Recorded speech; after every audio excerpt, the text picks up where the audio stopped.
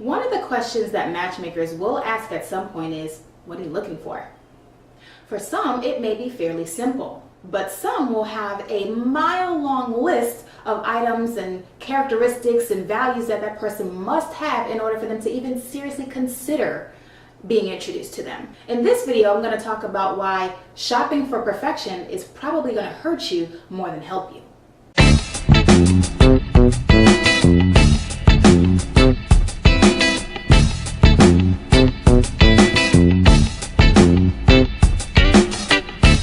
Welcome to Eli Simone TV. I am your host, Julie Wadley, matchmaker and coach extraordinaire. Today we are talking about the trap of perfection. So you probably had a lot of time to think about what it is that you really want in a person. And so when someone asks you, you already have it. And this is how it will go. I want someone who loves God. They must go to church at least 3 times a day. At least 6'8". Washboard abs. I can't do the belly. They have to be financially stable now. They have to at least make more than me. Oh, they have to cook. Did you write that down? They've got to love children. PhD, doctorate, masters. Come on, it's not hard.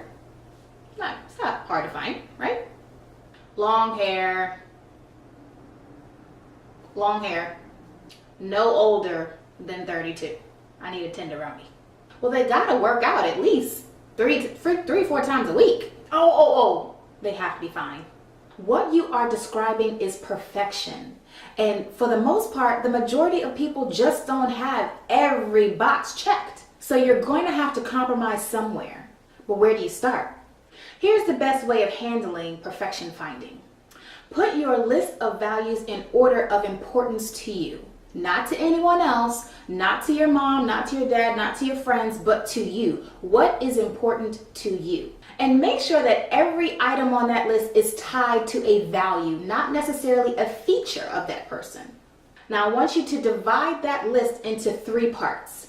Your no-goes, your must-haves, and your nice-to-haves. If you're finding it hard to really place things in which bucket, think about it this way. Will this value hold water, or will this value be important when times are really tough? Will this value be important 10, 20, or even 50 years from now? If it's not, it's probably a nice to have and you want to put it to the side. Once you have your list, keep these in mind when you're searching for a partner or when you're dating someone. These will come in handy because it'll really tell you whether or not this person is really living up to what you really feel you want for yourself, or if they're just a nice to have.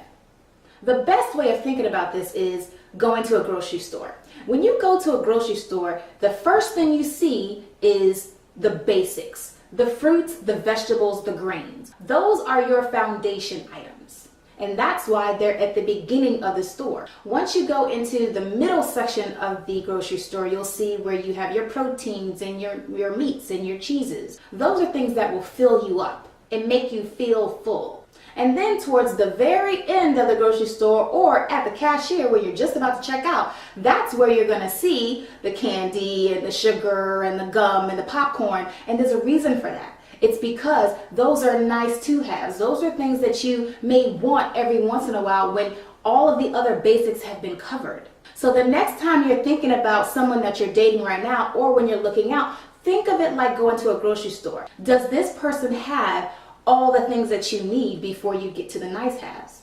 The people that go for the nice haves first, they may get full, but it's an empty feeling. Just like when you eat candy, you may feel full for now, but it's not going to sustain you. Finding everything that you want and need in a partner is not going to be easy, and no one ever said that it was.